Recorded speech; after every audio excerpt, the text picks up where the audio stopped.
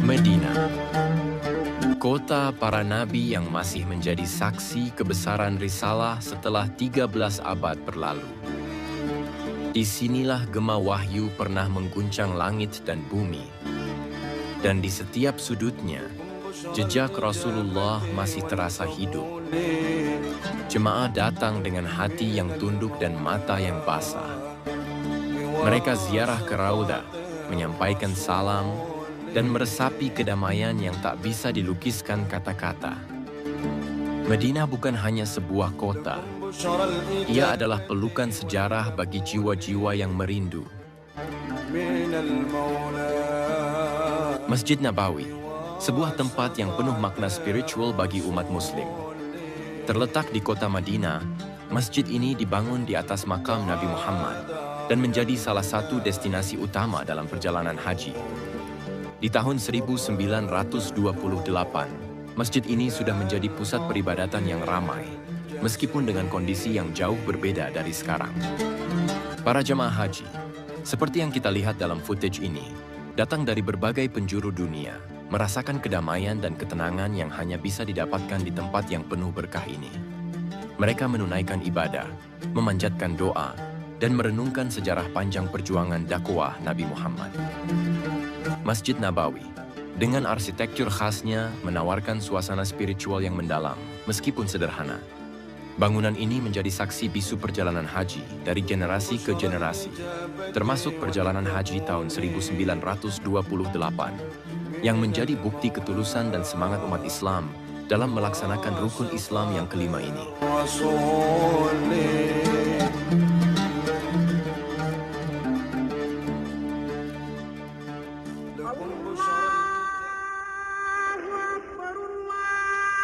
Azan, panggilan untuk sholat, telah menjadi bagian tak terpisahkan dari kehidupan umat Islam sejak masa awal dakwah Nabi Muhammad. Di tahun 1928, meskipun dunia masih jauh dari kemajuan teknologi yang ada sekarang, suara azan tetap menjadi penghubung antara hamba dan Sang Pencipta. Di Masjid Nabawi di kota Madinah, azan berkumandang setiap kali waktu sholat tiba. Dari menara masjid yang menjulang tinggi, seorang muazin memanggil umat untuk meninggalkan segala aktivitas duniawi dan menyambut panggilan Allah.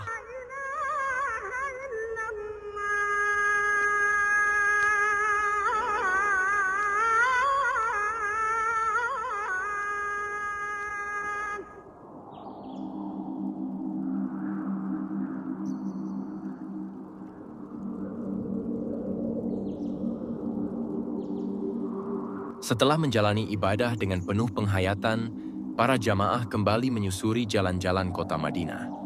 Di sela waktu, mereka beristirahat, berbaur dengan warga, dan menikmati keseharian yang sederhana.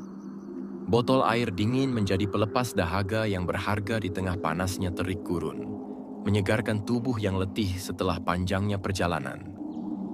Beberapa dari mereka singgah di pasar-pasar kecil.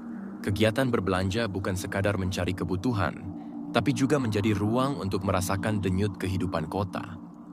Tak lama kemudian, langkah mereka kembali diarahkan ke kota suci Mekah, kota yang menjadi poros utama perjalanan ini. Di tanah yang kering dan panas, air menjadi sesuatu yang sangat berharga. Irigasi dikelola dengan cara yang rumit dan penuh ketekunan. Saluran-saluran dibangun secara manual, tanpa alat modern, hanya mengandalkan tenaga unta dan ketelatenan. Setiap tetes air adalah hasil kerja keras. Ia menghidupi ladang, kebun, dan kehidupan sehari-hari di kota suci. Di balik hiruk-pikuk haji, irigasi ini adalah denyut lain dari ketabahan masyarakat setempat.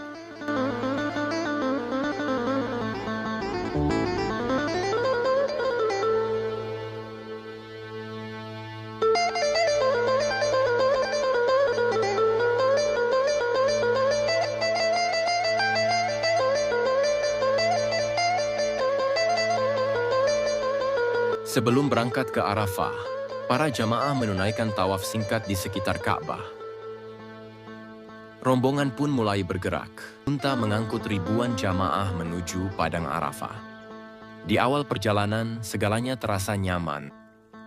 Namun kenyamanan itu perlahan memudar. Sebuah mobil mogok di tengah jalan, memaksa para jamaah turun dan mendorongnya bersama. Tak ada keluhan, hanya kerja sama dalam diam. Di sisi lain, seekor unta mengamuk. Panik di tengah keramaian nyaris membuat kekacauan. Tapi para penggiring tetap tenang, menenangkan hewan itu dengan pengalaman dan kesabaran. Haji bukan sekadar ibadah, tapi juga perjalanan penuh ujian. Dari sabar, lahir kebersamaan. Dari lelah, lahir kekuatan.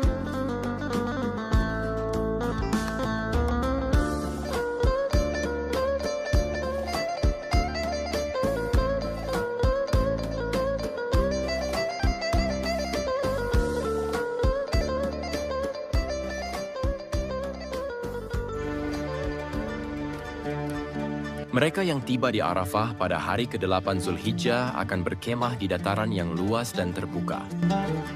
Setelah sampai, tak ada waktu terbuang. Panci ditaruh di atas api, air dipanaskan, dan aroma masakan sederhana mulai memenuhi udara. Sebuah rutinitas yang lahir dari kebutuhan dan kebersamaan.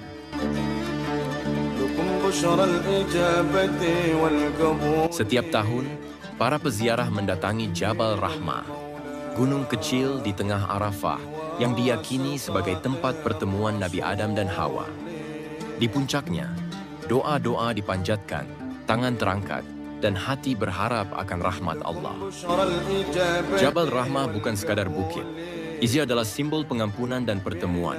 Disinilah banyak jiwa mencari kedekatan dengan Sang Pencipta.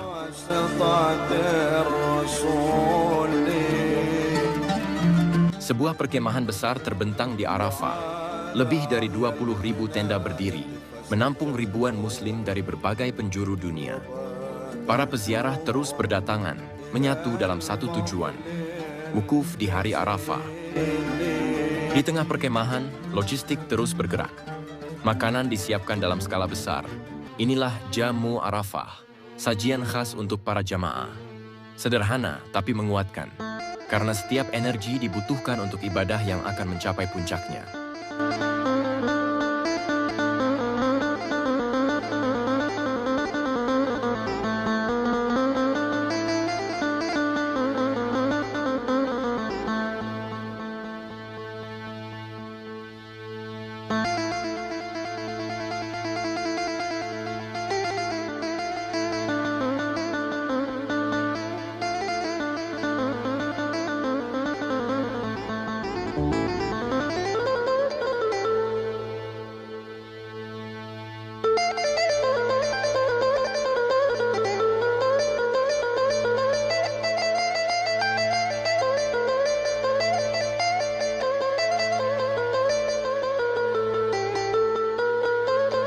Jumlah jamaah yang begitu besar membuat pintu masuk ke dalam sistem layanan obat menjadi penuh sesak. Banyak yang mengantri untuk mendapatkan perawatan ringan, dari kelelahan, dehidrasi, hingga luka-luka kecil. Di sisi lain, wadah air dari terpal besar didirikan di berbagai titik. Sumber air bersih ini jadi penyelamat di tengah panas yang menyengat. Jamaah bergantian mengisi botol, membasuh wajah, atau sekadar menyegarkan diri.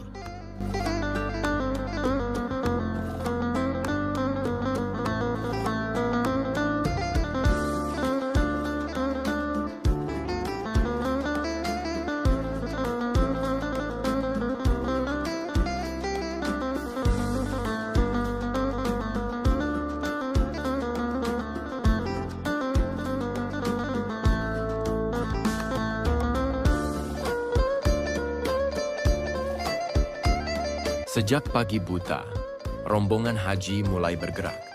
Jalanan menuju Arafah perlahan dipenuhi lautan manusia. Berpakaian ihram, melangkah tenang, namun pasti. Mereka berangkat lebih awal, agar bisa menunaikan sholat zuhur tepat waktu di Mina. Dari padang Arafah, lautan manusia itu bergerak menuju sebuah tanah sunyi, Muzdalifah. Disinilah mereka bermalam, tanpa tenda, tanpa atap, hanya langit malam yang menjadi saksi. Di atas kerikil yang dingin, para jamaah merebahkan tubuh lelah mereka, bersandar pada harapan. Di tempat inilah, mereka mengumpulkan batu-batu kecil. Bukan sekadar batu, tapi simbol perlawanan terhadap kejahatan yang akan mereka lemparkan di Mina.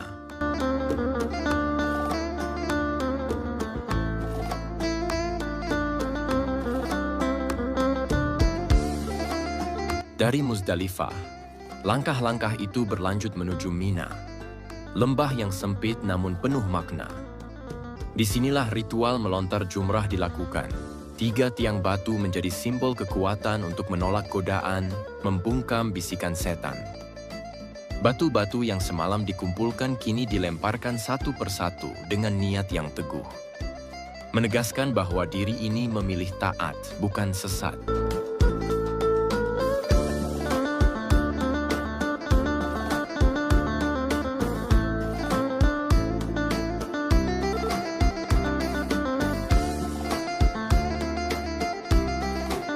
Di tengah padatnya lembah Mina, berdiri sebuah masjid tua yang penuh sejarah. Masjid Al-Khaif. Inilah tempat Nabi Muhammad pernah sholat, dan para nabi sebelumnya dikisahkan juga pernah singgah. Masjid ini menjadi tempat rehat, ibadah, dan tafakur bagi jutaan jamaah.